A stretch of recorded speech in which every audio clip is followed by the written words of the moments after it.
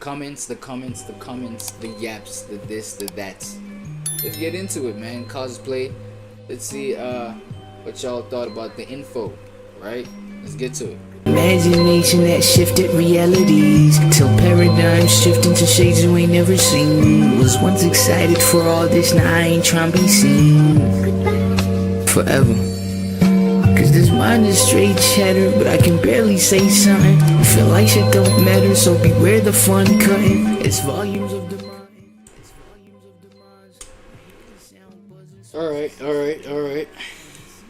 Alright, without any further waste of time, right? We was looking at 8 ruthless lessons that make you dangerously smart. Dangerously smart. Right? Keyword dangerously smart.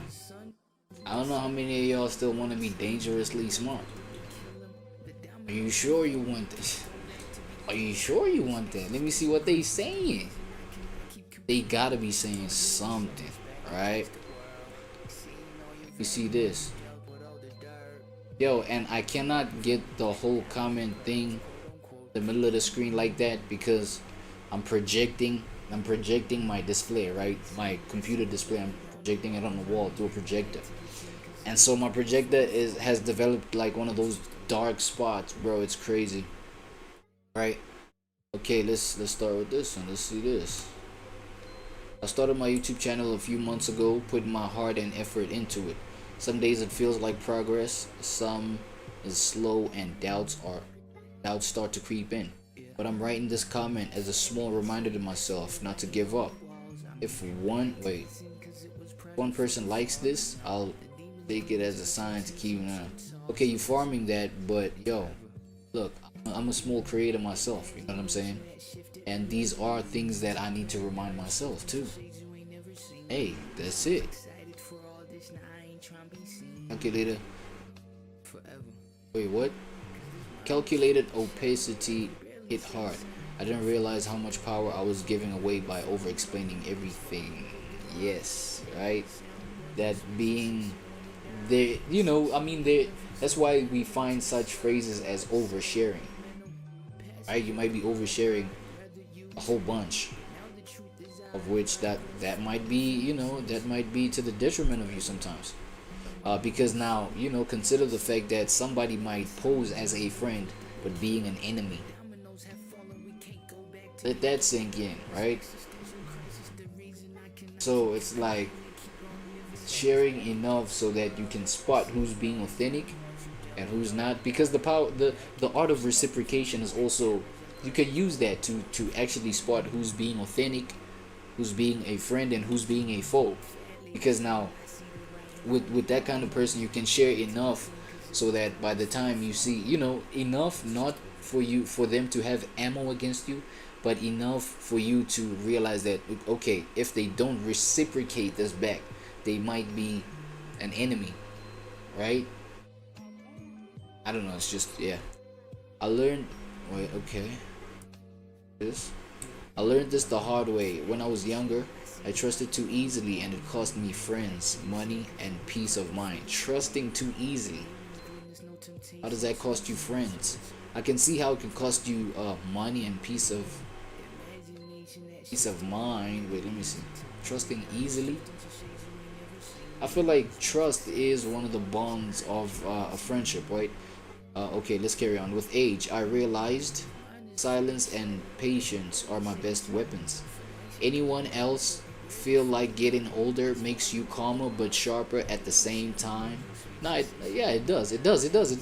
Because obviously that comes with like the experience of you having gone through shit, and now when you approach shit that has like a similar sort of energetic signature, so to speak, right? Something where you can see, oh, this might be the result. I can see it from a mile away. You know, you've went through enough of those to be like, oh shit, it's one of those. You know what I mean? Depending on how you learned from your last times, right? Whereas, you know, and that becomes clearer the older you get, because we're talking time. Time, you know, increases your experiences. You understand what I'm saying? Now, imagine a teenager going through their first breakup, you know, their second little breakup there. You know what I'm saying? They might just crash out like they losing their life on some shit. You feel me? Whereas somebody older might just be kind of like stable around that, stable around like, okay, the certainty of their future. You know what I mean? I choose to be strategically intelligent, not emotionally reactive. That's one of the lessons too. You know what I mean? Where we saw that example of like the type of people that want to be right versus people that want to be effective. You know what I mean? Strategically intelligent might be an attribute to somebody that wants to be, you know, effective, over wanting to be emotionally reactive, which you want to be right. Because what does being right, especially in the within the context of, you know, a public space, a public scenario, you know what I'm saying, where it's like, yo, I have to prove myself right. Like that's emotionally gratifying, the fact that you were right. That's why getting to the bottom of things, people cannot let go until they get to the bottom of shit. Even though they lost the battle, but they will not lose the war. They have to prove some shit right. Sometimes that is important. You gotta be like, being right is incentivized, right? But then when we're trying to talk about being effective, bro, you understand what I'm saying? Like being intelligent, showing this intelligence even in a dark way, whatever, right? It's about overriding, you know, the moment's gratification, so to speak, you know, that emotional gratification, because your emotion can be crushed. Actually, your ego being attached to your emotion, like your ego being crushed, can fuck up your emotion, right? But then sometimes you need that for you to, you know, at least secure yourself long term, you know, for the damage not to be like irreparable, long term speaking. You know what I mean? You just gotta go through that little pressure. Shout out my nigga Sneeko. Feel me? We'll get through it, man. I choose to be strategically intelligent, not emotionally reactive. Okay, that's the affirmation, right? I have always been smart from a young age. Maybe that's why I'm immune to danger. I'm dangerously happy to be smart and brave.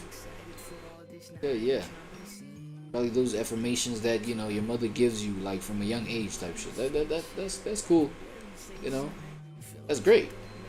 Sometimes the most unexpected things end up reaching us in ways we didn't know we needed, like a quiet reminder there's more to explore beneath the surface. I wasn't searching for anything in particular, just going through the motions, feeling a little off, like something inside me was trying to get my attention, when I came across The Law Behind the Laws by Owen Hermsting. That's a book, right? I didn't expect much, but I ended up being the gentle nudge. It ended up being the gentle nudge I needed to start looking inward again. Damn, this might be a long one, right? Boom. It helped me notice the patterns I'd been blind to, the patterns of myself I'd been avoiding, and offered a quiet kind of clarity. If you've been feeling a little out of step with yourself too, maybe this will be the same quiet reminder for you. Yeah, you know, with me, bro, like when I experience paradigm shifts too, you know, things like losing friends, things like losing, you know what I'm saying, losing, you know, the structure of life that you've had previously, and watching everything fall apart. You know what I'm saying? I've had one of those moments, especially during my college, you know, college years, college days and shit like that.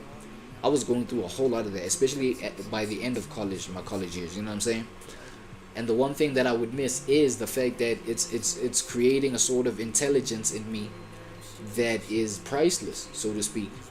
You know what I'm saying? Because now, again, it was one of my little, you know, moments, like even heartbreaks, bro. Like one of my like first heartbreaks and things like that, like it had me down spiral. I'm talking about bottom of the barrel, bro. You know what I'm saying? That was the first time a therapist prescribed some meds for me, for real. You know what I'm saying? Anxiety meds, antidepressants, things like that. You know?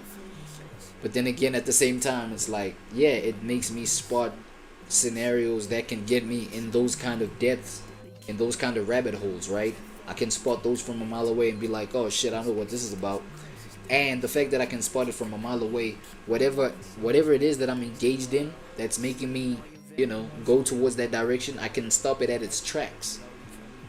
You understand what I'm saying? That's the kind of intelligence we're talking about too, for the most part, because that would require you, like stopping something out of its tracks would require you stopping, maybe abruptly tapping out of relationships, you know, with people that may not know what the fuck you're going through, but you just all of a sudden like quitting shit, stopping shit. It's because you know what the fuck is coming, you know, is coming. You spot it from a mile away. You choose the intelligent thing to do. The video did talk about sometimes not, like, you know, pleasing people to a point where, you know, yeah, it's just like you cut shit, even if it makes other people uncomfortable, is what I'm trying to say, right? You do it. You know what I'm saying? The reality is what we are told sounds far from the truth, which is why you shouldn't judge a book by its cover. We always get back what we give, which is why we shouldn't worry about the others are doing it.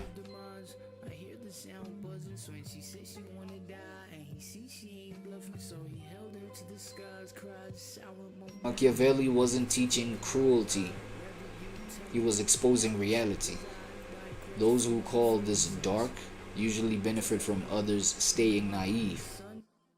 Those who call this dark usually benefit others staying naive.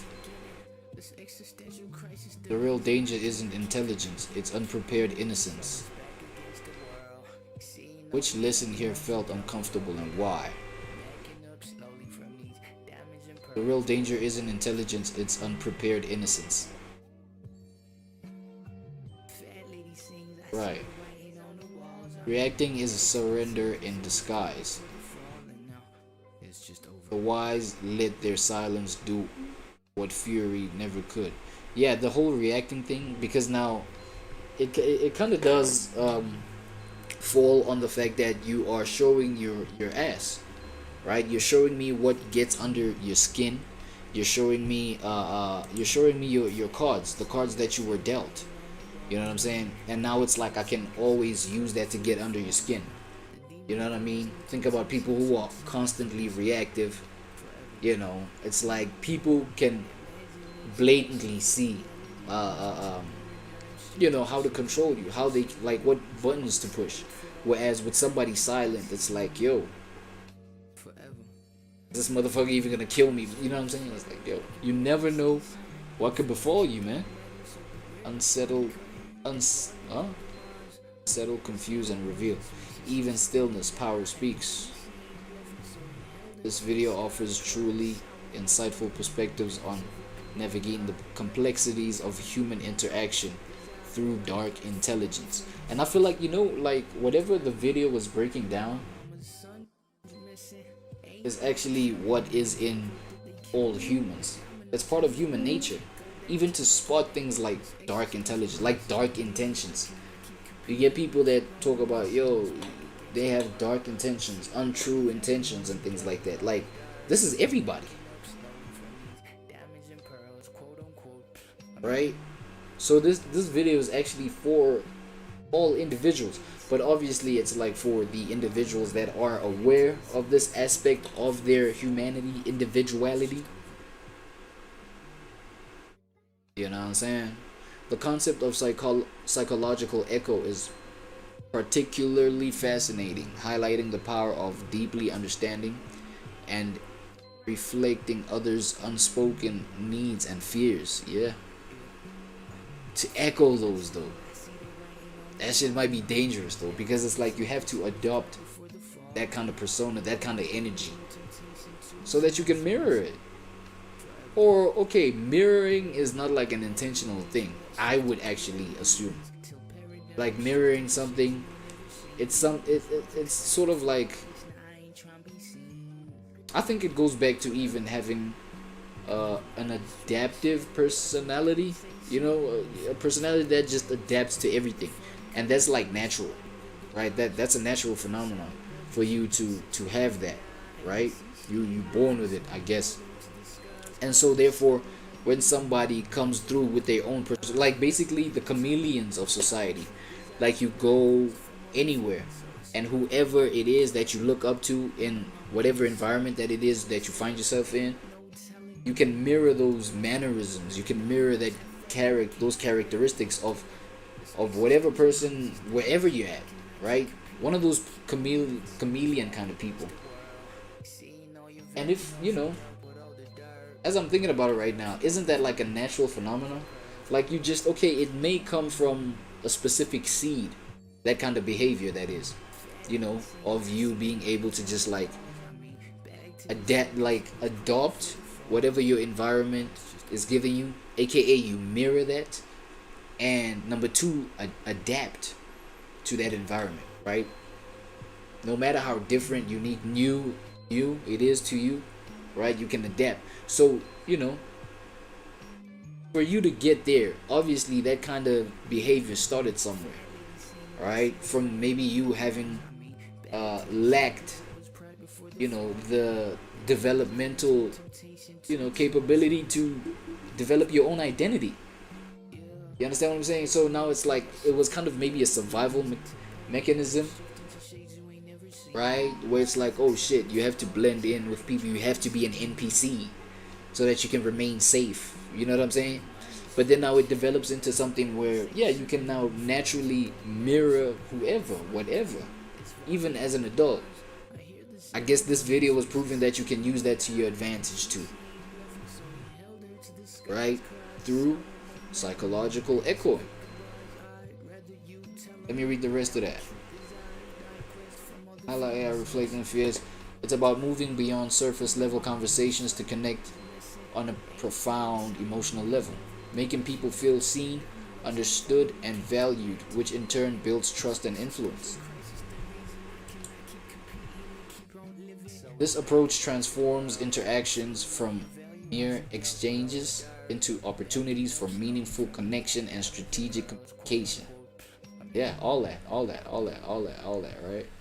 The least amount of people you deal with, the less emotion that you have to share. And that's my whole thing with actually psychological echoing, right? Is that, okay, me, I lean more towards the side of, yeah, the least friends the better, bro.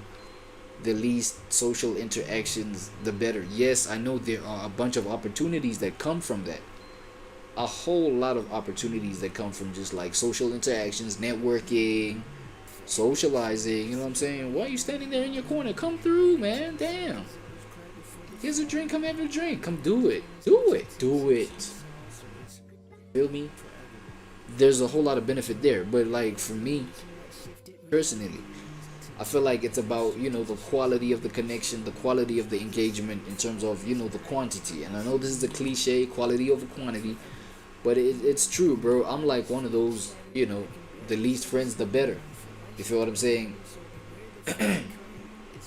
If I would like maybe spot potential in one person where it's like, okay, nah, there's potential, yeah, like we click, we resonate, you feel what I'm saying? We share like POVs, visions, things like that, visions of just like moving forward, maybe business, whatever kind of relationship we're trying to establish, you feel me?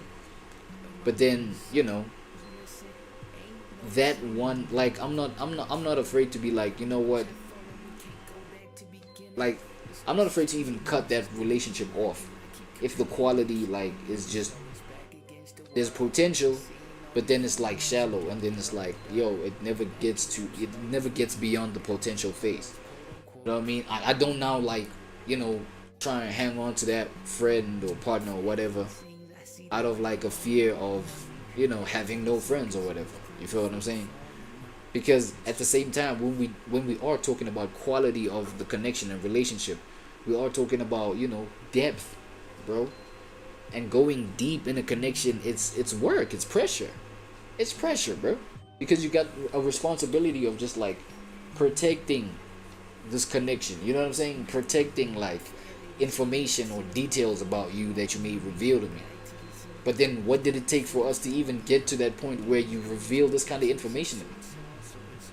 It's the depth and the quality of our relationship, duh. You understand what I'm saying? So even though it's like one friend, bro, that pressure of protecting and being responsible with whatever is going on here between us already from one person. It's like literally like, okay, I still believe and I value one woman men, and I would see myself as a one woman man too. It's because I care about that emotional depth and psychological depth and, you know what I'm saying, intellect, and like my package, like in terms of what I expect, it involves all of that. Now imagine, and all, just focusing on all of that in one person. It's like it's damn near a career, your life's career, dog.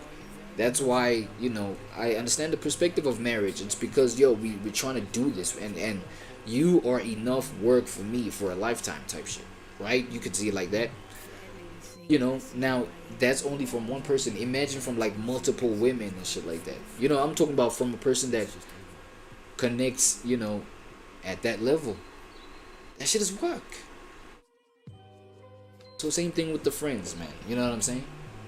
Psychologically echo like a bunch of people's shit versus whatever one. It's all the same, bro. Psychological echoing it's pressure. I learned over time that sometimes silence is your greatest asset. When you bring people close to you, reveal a lot. Even what? When you bring people too close to you, come on, it's two O's, bro. It's two O's, bro. What are we doing? Too close to you, it reveals even what you're not supposed to reveal. It's crazy how people you're kind to and even help can turn. You see, like these twos are supposed to be vice versa, bro. People you're kind to and even help can turn against you just like that. Yeah, facts, man. Why did my shit just like zoom in, bro, or zoom out? What's up with that? I don't like that. I don't like that. Shit. Okay. As a student and teacher of philosophy, I find this perspective profound. It echoes Plato's idea that love seeks recognition of the soul, not possession of the body. Strategy may win attention, but only truth sustains affection.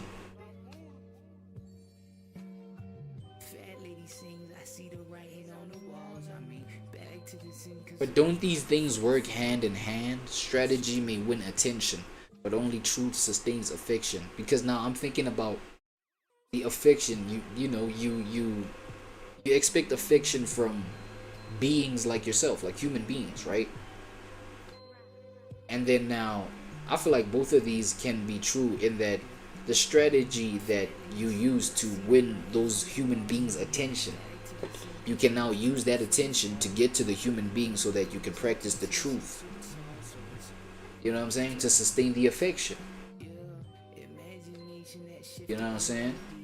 So this is actually one statement that reveals one like sort of truth, matter of reality, matter of fact.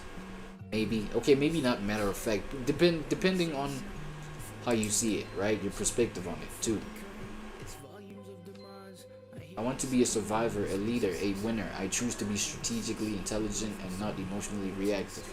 Hey man, W affirmation. You got everybody saying it. So far, I like everything. It's true to human nature.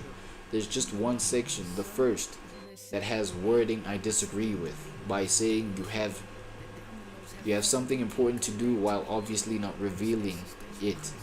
Is like saying what I have to do is important, you're unworthy of knowing or not capable of comprehending it. Obviously dismissive. Yeah, it does give dismissive vibes. The whole thing of like, yo, I'll only reveal this to. Okay, when we talking about the online version of that, right? Just sharing not everything with people, but sharing whatever perspective you want to build in people's minds about yourself, right? Whatever image, sharing enough so that you just do that. I feel like it's no problem online. But then when it comes to people closest to you, you know what I'm saying, the relationships that you are maintaining, that you are part of, and then you only just like, you know, share a little bit of that, share a little bit, and then remain mysterious. There it kind of can be counterproductive, especially when we are now getting into understanding that you don't live alone. You always need people, right? I don't know, depending on how you see that, right? But then it's like, yeah, I kind of can't see why it gives dismissive vibes if you're exclusive with your information, especially to the people who are closest to you, right? I want to be around that person again. However, saying I'm already committed to doing something tonight, but would be honored or happy to join. What? Does it go on? Join you another night is respectful. Oh, so basically, yeah, having okay, I feel like you're touching on the tasteful, either the tasteful way of doing it or the distasteful way of doing it, right? So maybe you are available to go to dinner tonight, right? But I don't know. I don't wanna reveal too much because, you know, it's the first time I see you, or maybe it's the third time I see you, and we just set up this date tonight. You know what I'm saying? And maybe I don't want to open myself up to you like this early in our engagement. You know what I'm saying? So I might be like, nah, I'll pass. You know what I'm saying? But then I feel like you're touching on the tasteful versus distasteful way of doing it. You know what I'm saying? Instead of being like, you know what, hitting you with something fake deep, like, yeah, okay, I don't know what it could be, but you know, something to make me mysterious, versus being like, yo, I'd be happy to join, let's do it another night, knowing damn well that other night you ain't even prepared to show up. Then you just putting this, you know what I'm saying, because you got to keep them at bay. All right, you got to keep her at bay. So you might like, it might not be the first time you telling her, yo, nah, I ain't trying to join tonight, not tonight, shorty, you feel me? But then, yo, you gotta keep it tasteful though. Yeah, let's do it another night. But then that other night comes, but then you still don't wanna go on that date. What do you do then? Do you still keep postponing? Like, what do you do? Nah, you know, just gotta take care of my nana. What? Yeah, just gotta take care, you know, gotta babysit. And then after that, what then? Yeah, I don't know what Gen Xers use. I don't know why I'm thinking in Gen X when I'm thinking the whole going out to dinner. Yo, I think that might be just the changing in, you know, the dating market. I don't see a whole lot of young people say, yo, let's go out to dinner tonight. Nigga, we hitting the E dates. We good. You hit the little E date. You feel what I'm saying? We might set something up. You know, go crazy. Record our little content, because that's what we're about to. You know what I'm saying? Record content. And then after that, yo, it's a wrap. Yo, ghost. You go your way, I go my way. We ghosts. But you know, there's that, yo. But the digital footprint on that, crazy, right? It's like everybody you date, you just have to have digital footprint. It gives whole vibes. I'm not gonna lie, you know what I'm saying? It gives whole vibes a little bit. But yeah, I feel like, yeah, man, there can be a tasteful way of just like remaining mysterious and shit like that. But I don't know.